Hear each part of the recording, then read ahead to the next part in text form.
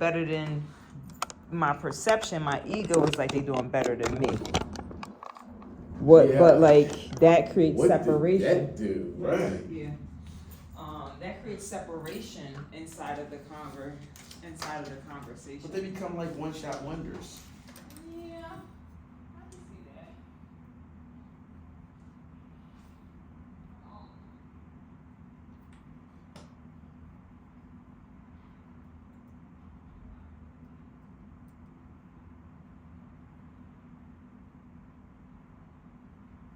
Real bad.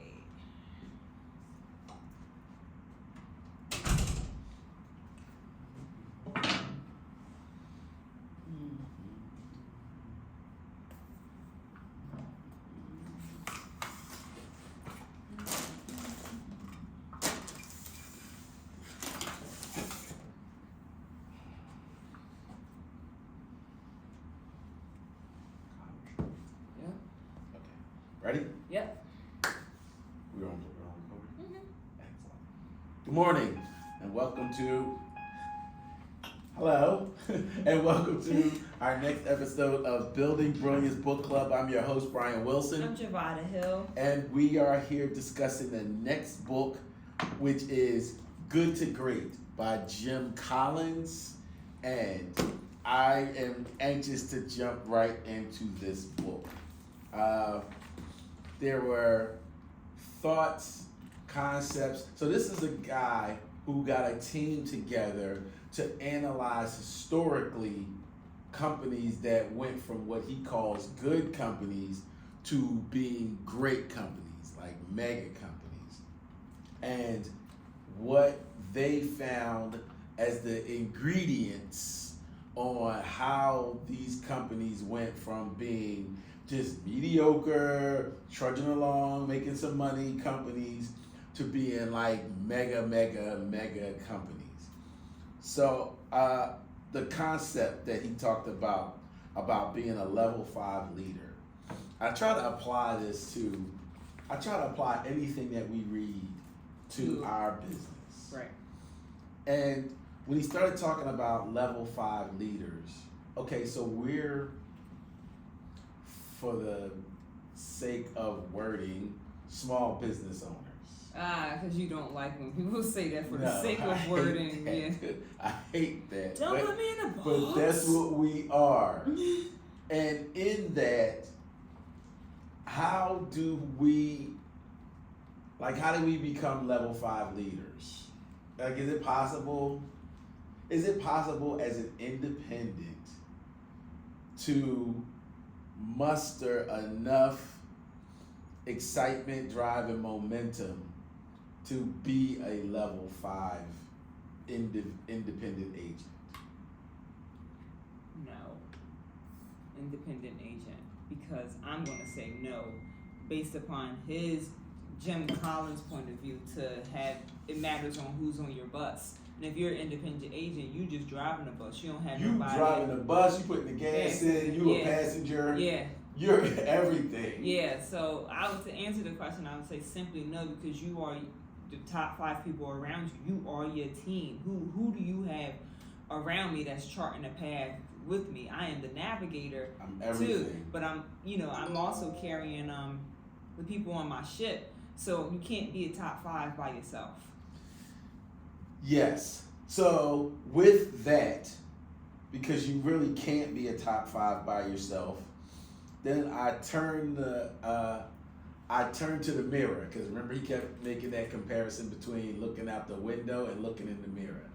And then I said, okay, so what within me would create the qualities, or what characteristics do I have within me that I can focus on enhancing to be a level 5? So I said, all right, let's look at the things that I enjoy doing, the exciting pieces about our business, right? Mm-hmm. And I actually have labeled them. Like my initial consultations, I call it the Brian Show, because it's like, it's time for me to shine. So I love my initial consultations, be it a listing appointment or be it a buyer appointment. I love those. I love settlement because it's another time and opportunity for me to shine. I love the home inspection process and negotiations because it's another opportunity for me to shine. So I think about those points within our business that I really enjoy. I get an excitement out of. And then I said, okay, how do I enhance those pieces? How do I adorn those pieces? How do I get to do more of them? And I said, okay, if I can sharpen, I went back to Atomic Habits, and I said, if I can sharpen those little pieces of the things that I enjoy doing and really, really pronounce them, that should be me sharpening my level 5 leadership skills. So Okay. I had What to am I hearing? flip the camera around. You're gonna say, what am I hearing and what you are sharing, right? Okay. Because what is said and what is heard is not always the same thing. And I'm over here acting like I'm taking diligent notes, like. So I'm thinking like, where I'm at. Amos 9:13 to say the plowman shall overtake the reaper. So hold that. Level 5 leadership displays a workman-like diligence, more plow horse than show horse. The Brian show. The Brian show is like, I hear limitation inside of home inspection, settlement. Are those the only times that it's the Brian show? And that's rhetorical because absolutely not. No, Rise it's not. and shine. But then I'm like, what if you're not busy? What if you're not busy?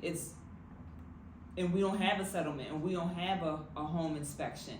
How do you draw from the source? I heard something, the mortgage lender said yesterday, like, it's okay. Like, I was feeling like I wasn't like crazy busy, Mm-hmm. and she said, oh, it's okay and enjoy the time. And I was like, I heard it, like I heard it like, oh, you got the funds, you can sit, you can enjoy the time, nothing's wrong. And a part of you, your ego is like, well, I am going to say ego, like your ego is like, I want to do this and do that, I want to have settlements, I want to take the photo, I want to post it. But what if you don't have that? So then I turned around again because being there and have been there, I said, what do I have to do to get there? What small changes can I implement to get there? So I said, okay, let's backtrack. Go back through your notes and see who you didn't call back. Go back through your notes and see who you haven't closed yet and why you haven't closed them. Look at my lead sources and how I'm generating business to me. Who am I talking to? Who am I supposed to be talking to?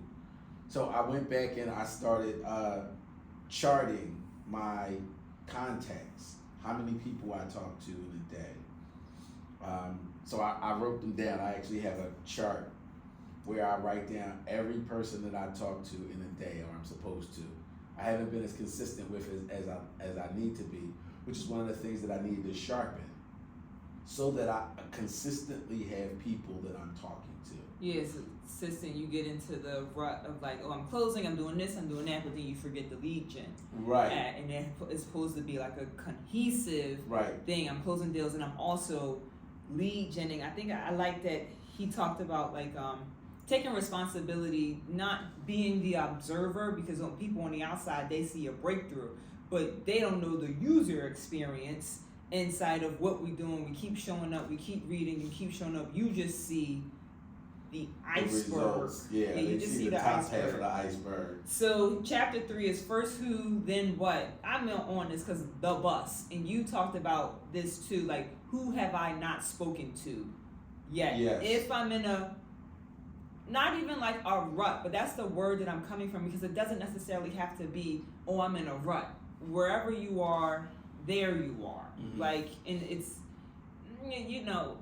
being with how the situation and how it is not. And then I heard your action that you take, but then who are you being inside of taking that action? I'm being the consummate realtor that I know I am. Okay. Which is what I enjoy, just being in front of people, You're not talking to people or listening to You're not being frantic. No. You're not being. I'm being purposeful. Purposeful. Yes. Persistent. Persistent. He mentioned about, and he said this a couple of times, and it went over my head the first time he said it, was about the economics. He said the companies that went from good to great focused on their economics and the things that they consistently get excited about. And I was like, oh shit, he said economics. And I thought about the book that we read, The Millionaire Real Estate Agent, where they focused on the economic model. And I was like, oh yeah, I'm supposed to be focusing on my economic. What is my economic model? Is all the things that generate business to me. So every year I do this thing where I go back and I source where all my business came from for the prior year. And in doing that, I realized that the majority of my business comes from referrals. And I said, well, what are you doing to take care of your referrals? Are you doing anything for them at all? Are you reaching out? Are you calling them? Are you sending them anything? And I was like, that's kind of stupid not to. I got a text message at 6:30 Sunday morning from an agent who consistently refers business to me. That I do nothing to get this lady to send business to me. But I don't do anything for her in exchange. Like I haven't even sent her a thank you card for the business that she sends me. And this lady has been sending me business for years. We've never met. And then after I got that referral, my mother sent me a referral. My mother sent me a referral from a lady who I closed business for her a couple of years ago. And that lady sent me a referral. So now I'm like, then my attorney called me. One of my attorneys called me and sent me a referral. I hadn't gotten a lead from this attorney in years. So I got 4 new listings, 3 of them from referrals from people who've just been constantly referring business to me all along. What am I doing for them? What am I doing to continuously cultivate that relationship? Because that's a source of business that I'm lacking in. So focusing on the economics. What's the things that's bringing me business in the first place? Focus on the things that's bringing me business in the first place and be dogmatic. You know what else I heard in his book? What? Stoicism. Yeah. No matter what the outside world is doing, become a hedgehog. Like we just went through the NAR settlement. Everybody out there freaked out. Yeah. Everybody out there freaked out. Not everybody. Yeah. Most of them freaked The out. sky is not falling. Right.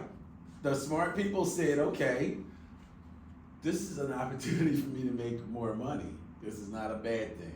Let's just stay focused on how we do it. And they put their heads down and dug in and got to work. They got the work done. They didn't think about how it emotionally affected them. They thought about, okay, what pieces do I need to move on this chessboard so that I can still move business forward? What drives your economic engine? So I do this, and I have to do it with, it's coming up, this is October. So this is the time that we do business planning for the coming year. Mm-hmm. So I always focus on the numbers with my team. It's one of the first things that I introduce when we have our weekly meetings. Where we are, how much business we did last week, what new business we got, and what our projections for the rest of the year, what our goals are for the rest of the year. So I give them the historics of where we come from, applaud them because they're doing exceptional, and then cheer them on to say, okay, this is how many weeks we have left in the year, and this is the goal. Focus on these numbers. Focus on this type of person. This is the type of clientele you need to focus on. I love your who. You love that? The who. Yeah, because it's not the what, it's the who's on the bus. Yes. So these are the people that you need to be talking to. If they don't fit into this bus, Get them off the bus. Bad credit, don't have no money. They gotta get off the bus. What's there for me is he talked about Churchill and being able to. He want the unfiltered facts too. Give me the good and the bad. So he created a statistical office for him to be able to see what's happening, like something that you might be afraid to share. Like what? Like last week you come to the sales your meeting and it's like, oh, I ain't putting nothing under contract. It's still the what so. It's still what's there, and it might not be. It might be like your saboteur might be like, oh, this is going to be discouraged upon. But and also, I'm creating space for you to share a breakdown, or just not even a breakdown. It's just like what's so. Like what do you experience? Then that ultimately had Churchill win the war against the Nazis because they showed the holistic view, not just the good and stuff. So in your opinion, what is the most critical, brutal fact as an agent that you need to confront in today's market, and how can you address it? Brutal fact. Like numbers every single day.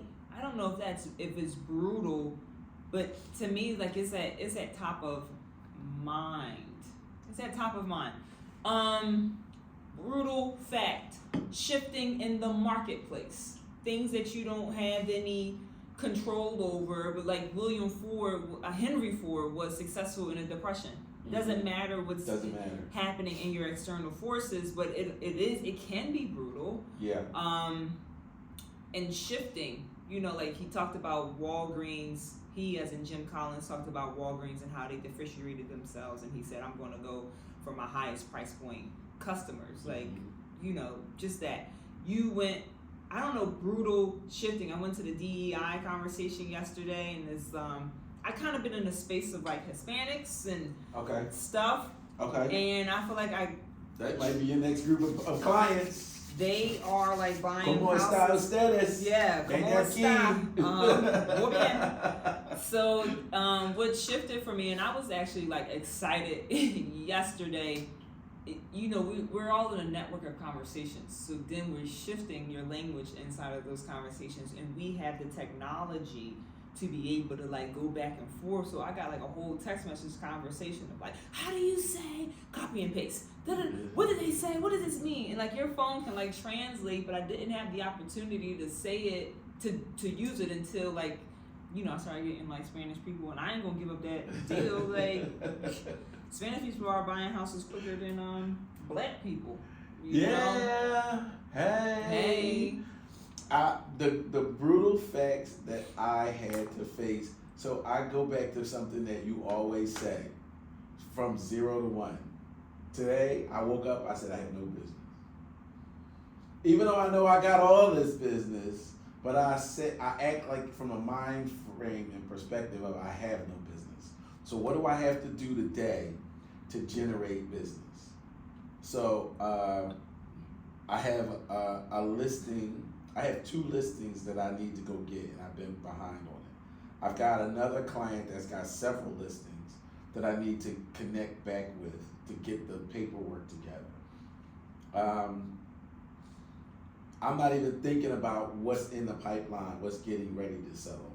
Do you know what I mean? Because I've got my assistant to handle those minor pieces to get us to the settlement table. So I'm thinking about, what do I need right now, today? So the thing that I did? So I got this thing where every time I buy new lock boxes, I get more business because I find a house to put them on. So I bought 10 lock boxes the other day. Brand new Berkshire Hathaway black lock boxes. So now my goal is use all the lock boxes. Yeah. Right? Use all 10 lock boxes. I just bought 2 yesterday. I put 1 on a house yesterday. Every time I get a new lockbox, right, it's a new deal. So I think about 0 to 1.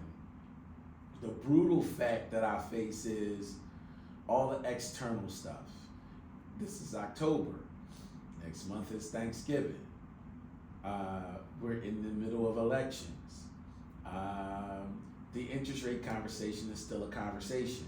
The change in the documents, the problems with zip forms. I think of all those delays. Yes, those things that slow down the process, and how I look at them as a nutshell from the obstacle and how I go through them.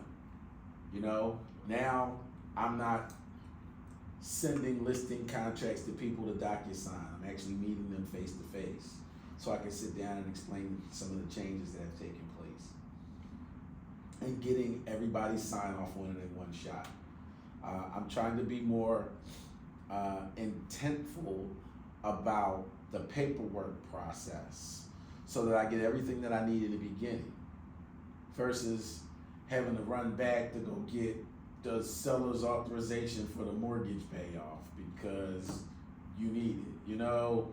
So I said, all right, let's start to tie down all those little steps that I have to do, that I need, in order to smooth out the process.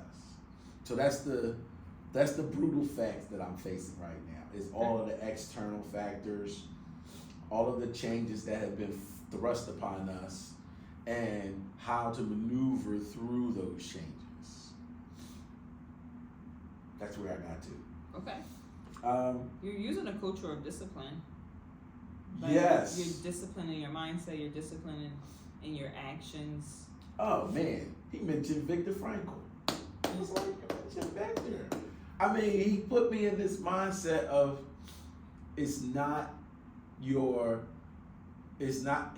don't rely so much on your charisma to get you to where you want to be. He did emphasize in my mind the concept of stoicism. You know, kind of like put your head down and do what it is that you need to do. It's right. Not what's the other guy's name? Not John Johnson. It was the other guy. It was the other black guy, and I can't remember his name right now, but his picture is in my basement on the floor. Who became the president and CEO, and he literally just started the job. He put his head down and he went to work, and looked up, and he was the president. You know, I said, okay, don't listen to all the white noise. Don't listen to all of the fears and the Chicken Littles and the sky is falling. Cacophony. Where'd that word come from? I heard it. Where did that? Bless you. Right. Thank you. Where did that word come from? I heard it yesterday, which totally resonates with what you said. Cacophony, a loud, harsh, or stringent noise. And I'm going to feel yourself entering the silence, that sacred space within where the cacophony of the world fades away. In this tranquil realm lies the substance of spirit. So like you just said, like the white noise, the cacophony of the world's noise is buzzing, it's police sirens, it's fire hydrants, it's people having conversations and stuff. Like, peace, be still. Shut all that out for you to relax. Your natural state is not a state of frenzy, it's a state of relaxation, and then allow all of that stuff to come to you. Flow through you. Yeah. Yes. And then in all of that, still staying focused on the overall mission. I think about my guy, Leaf. Jocko, yes. Yeah. And staying focused on the mission in all of that, getting all of that information, because you need it. You can't shut the world out. It does affect our business, but how? How we let it affect our business? I learned a non-emotional perspective. Ooh, I don't know. So I learned that because I was definitely someone that put up walls, and then I listened to some stuff, and then it was like, you think these walls is going to protect you? That's not you blocking positive and negative. Yeah. You know, and I was like, oh man, you right. You know, so I gotta like take the walls down because they're not you can't dictate what you blocking. No. And certain things you just can't. I mean, my cat died. Yeah, My cat is whisper. gone.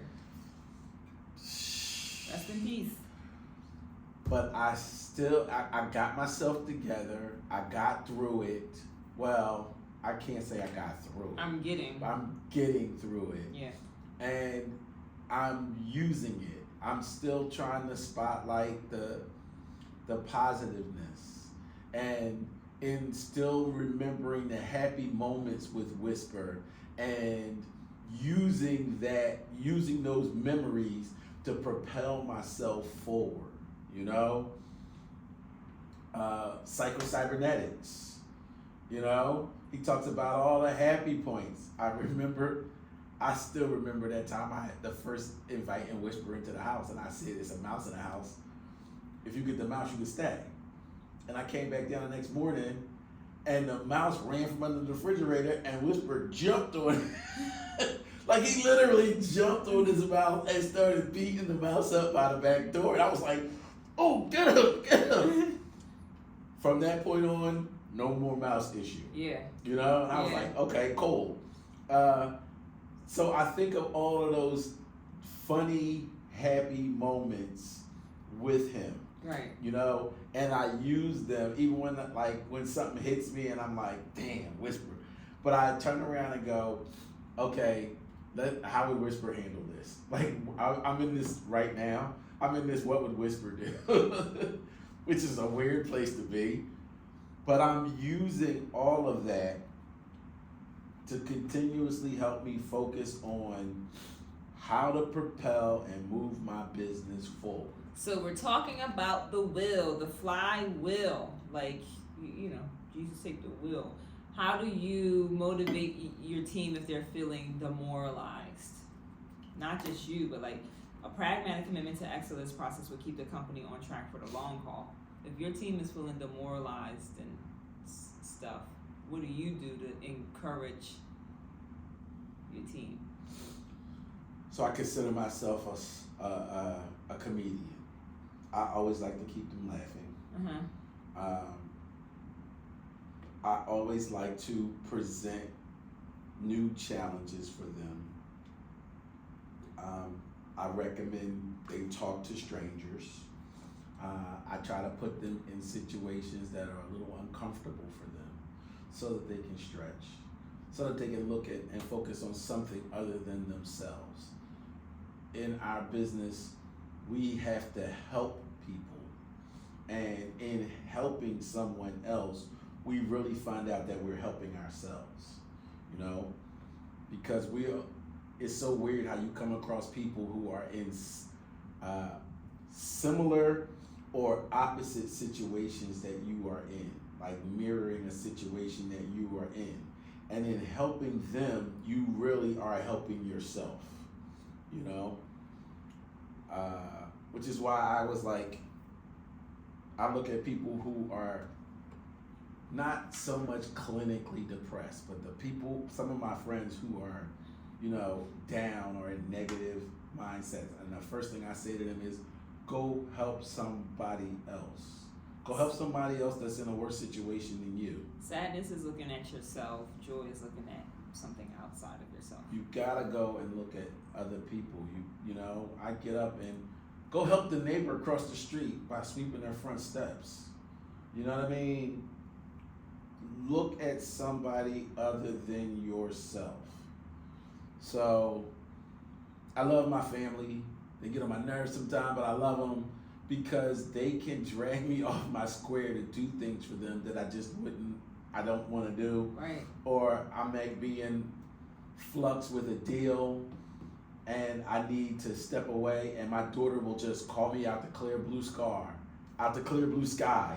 And she goes, hi. That's how she calls me. Yeah. That's the first thing out of her mouth. Hi. And I'm like, hey. So it's you know, we always end with, I love you. And I'm like, I love you too. Have a great day, you know. So she gives me that burst, you know.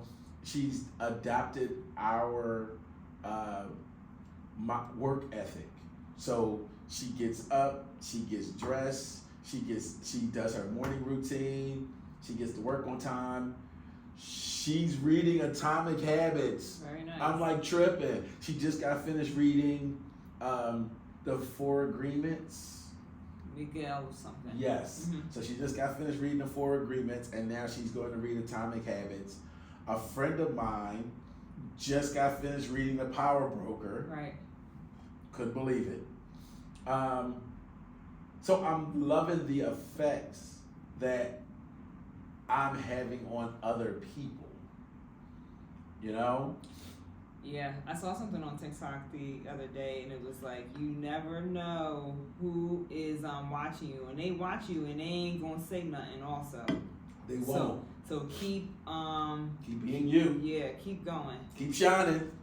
Cause they surely ain't gonna say nothing, but they waking up and watching you, and being inspired by you. So your hedgehog concept, those 3 intersecting circles. What can be the best in the world? What drives your economic engine? What you're deeply passionate about? How did you view the hedgehog perspective? Simplifying, bringing some simplicity to a complex matter. It's your perception of what you think is complex or not. Hedgehogs have the ability to see the underlining patterns. Do not conform to the patterns of this world, but be transformed by the renewing of your mind. See the pattern, see what's happening, but you can shift your perception of what is happening on the outside to not shift the pattern, but to create something anew. What am I passionate about? I think passion comes in spurts. You know, like I feel it, and then you take action in that moment, or you don't.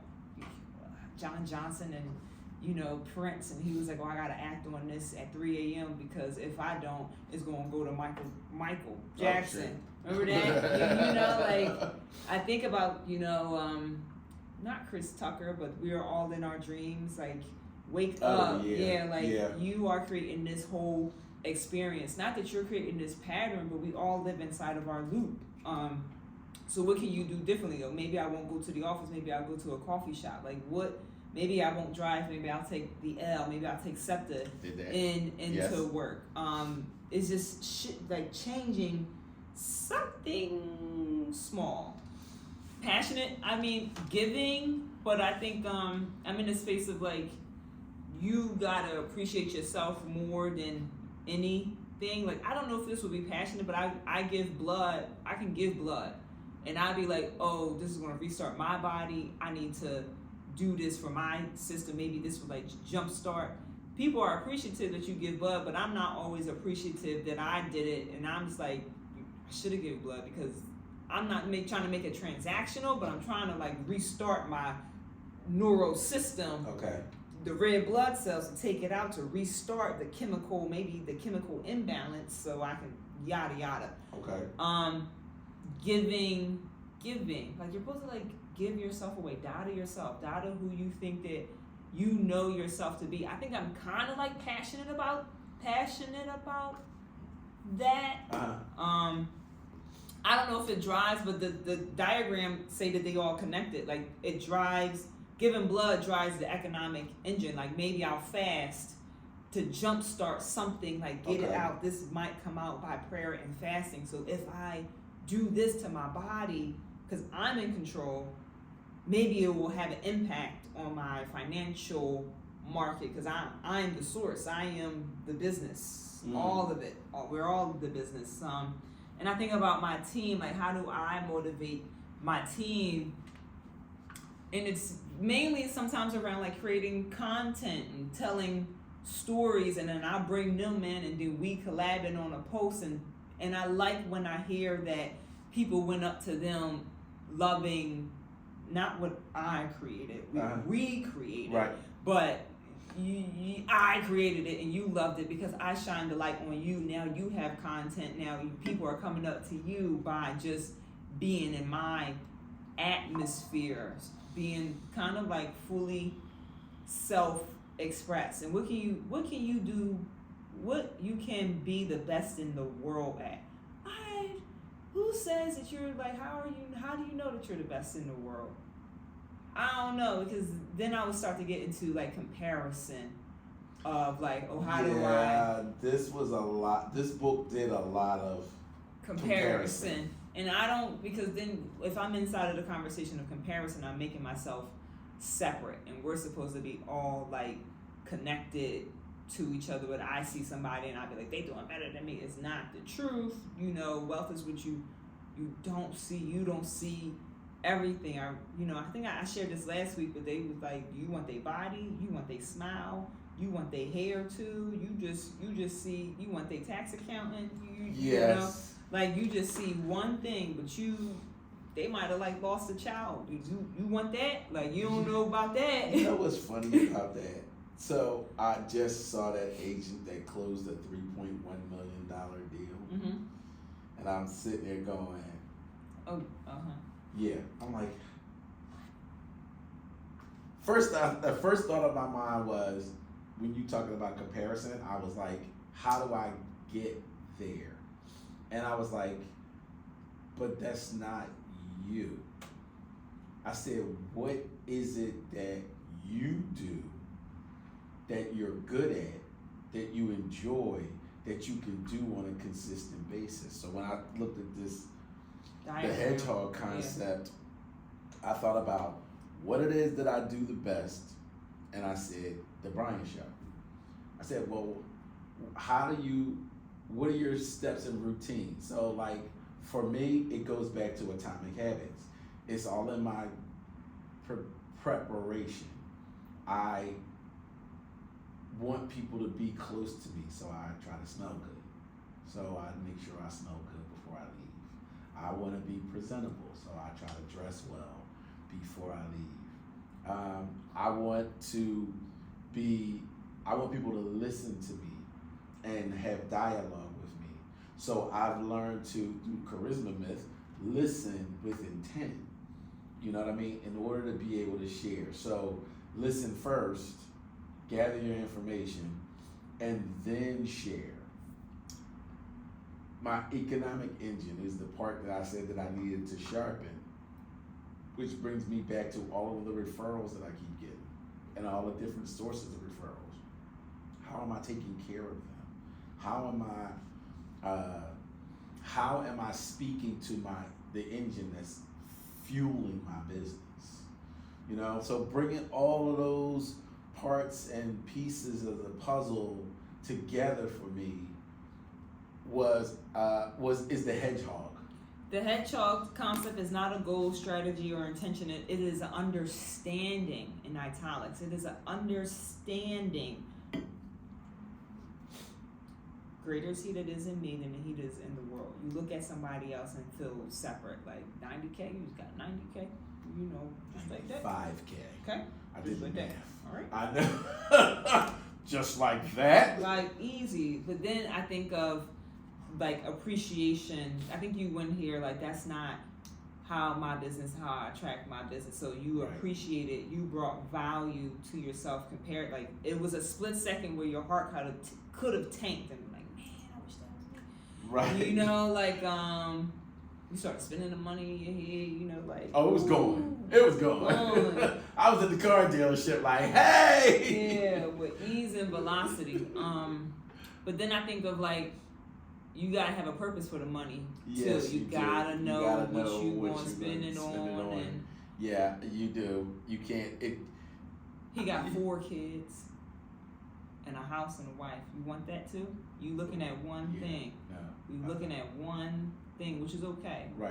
Right. You look at all the aspects and all the pieces of the puzzle. You only look at one. Right. You only factor. Look at one right. factor. And I'm not saying all the factors are good or bad. It's just notice it. He said, be an observer. Notice what's happening, but you don't have to feel the feelings so much. And that's kind of where I am, because all these people show up in our dreams. Ooh, stop it. Right. That's it. You know what movie I was talking about. I know. You did know what movie I was talking about. He said the flywheel. Great companies achieve momentum by making small, consistent, and disciplined efforts that gradually build over time. I think for me it's like not just the videos and stuff,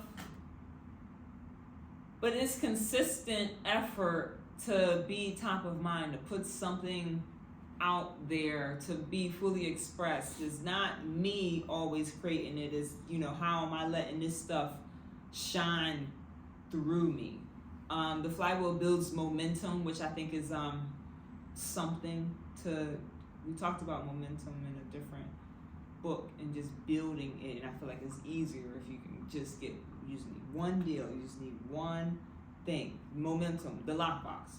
You just need one thing to say, I won the day if I just did this one thing, and then allow yourself to build on top of that. People line up energized by results, which is cool. That's why you post your settlements, because I'm getting results from my clients, and I can do the same thing for you. So I used to have this thing where I would say to myself, I wish I had come to this company first. Because had I come here first, think of where I would be now. So I stopped doing that because it was a thing. It was in my head, and I could hear the saboteurs talking to me. And we're supposed to not supposed to, but dismantle the past because it doesn't even exist anymore. Yes. So now my thinking is, what is my next big breakthrough? What am I focused on right now to propel my business on the next big breakthrough? So again, I keep going back to atomic habits, and what little changes can I make within myself, can I instill within my business today, because it's today, because this is all we have, to make a magnanimous change in the future of my business. So I'm looking at all the little steps and all the little pieces that I'm putting together now. I'm looking at it like a puzzle. I watched Blackish, and it was an episode where the mom took the kid's phone away from them because they were spending too much time on social media. Yeah. And she said, go play. So they went and got a puzzle and sat down and started putting a puzzle together, the three of them. I love that.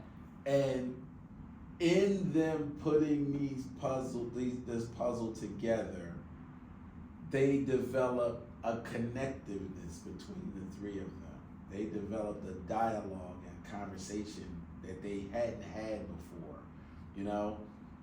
I'm like, okay, let's look at all the little pieces of the puzzle of my business and how I can put what piece goes where and how to connect all those little pieces of the puzzle to actually create the big picture that I am trying to create. That's what I got out of the whole flywheel. I'll just give you the mirror back and just shine it back, because the big picture is out there when the big picture is right here. I am the big picture. I am the big picture. It was something that I read, imagine that everything is already worked out.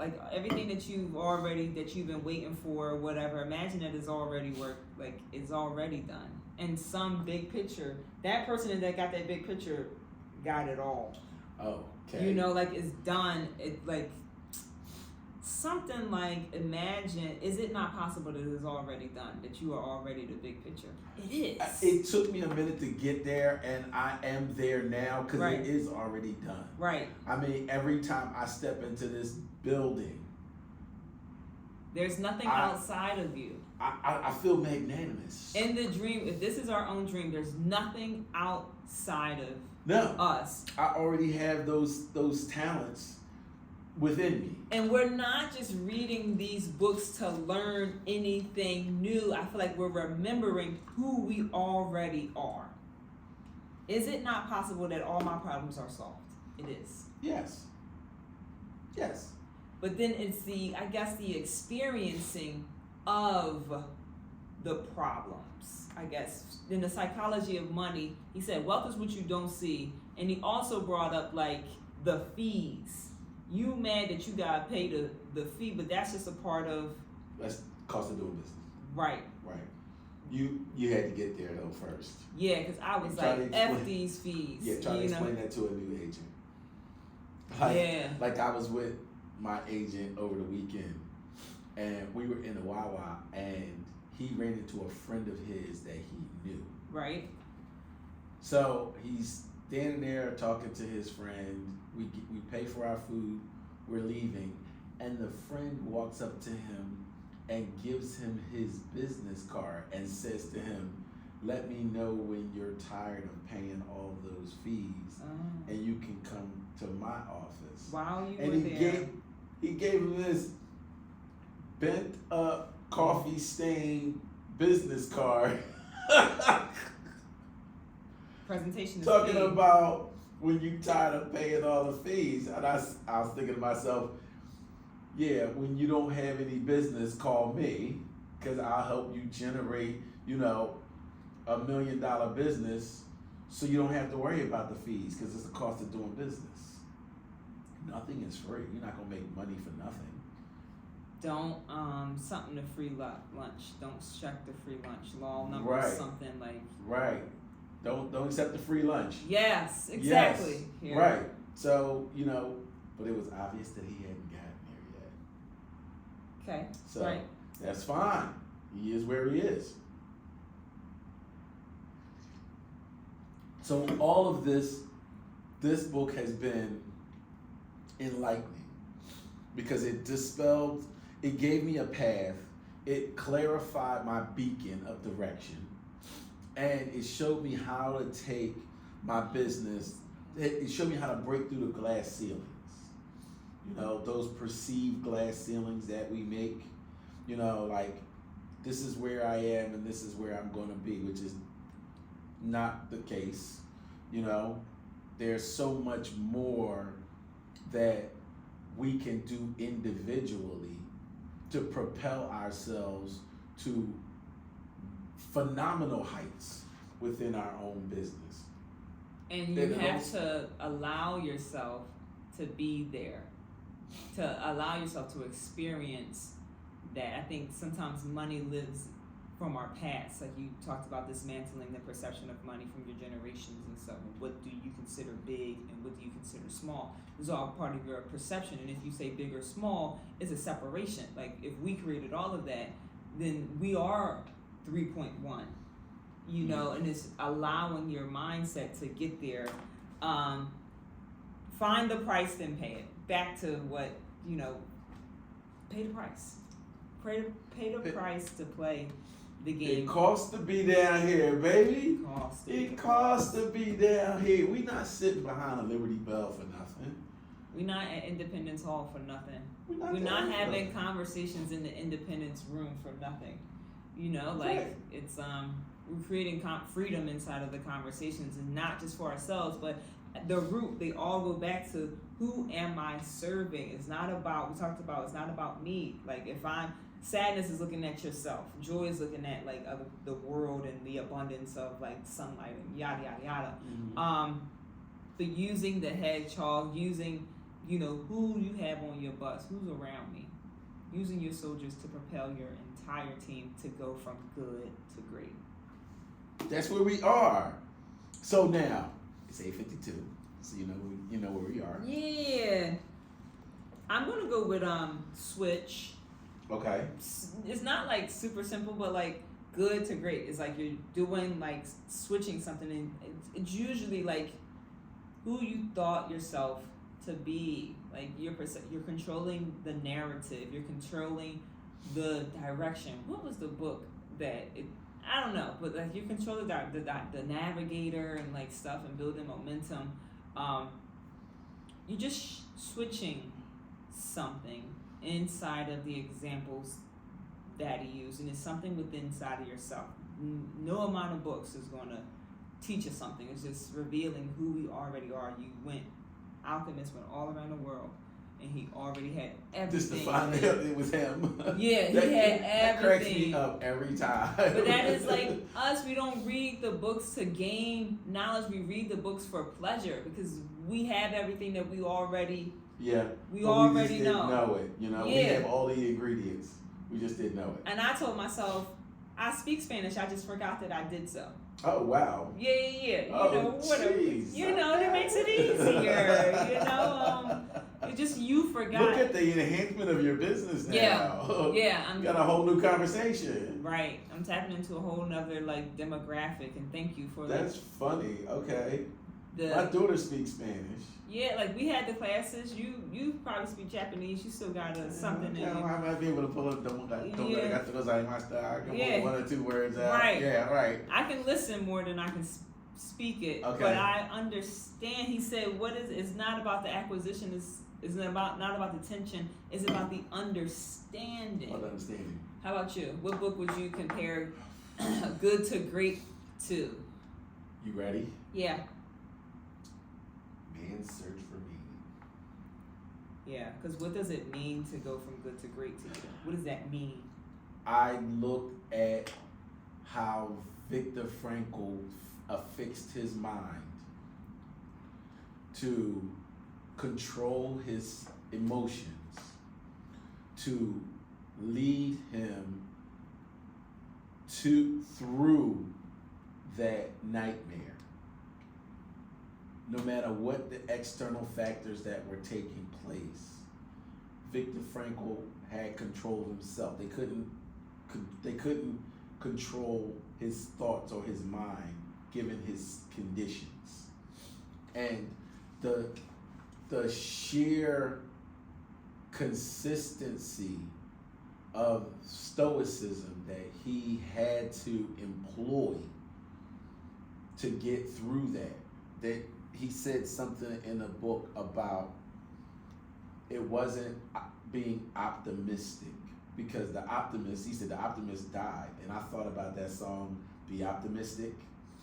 And I was like, oh, it's not about being optimistic. It's about doing the freaking work. Optimism is relying on someone else to do it for you and waiting for it to happen.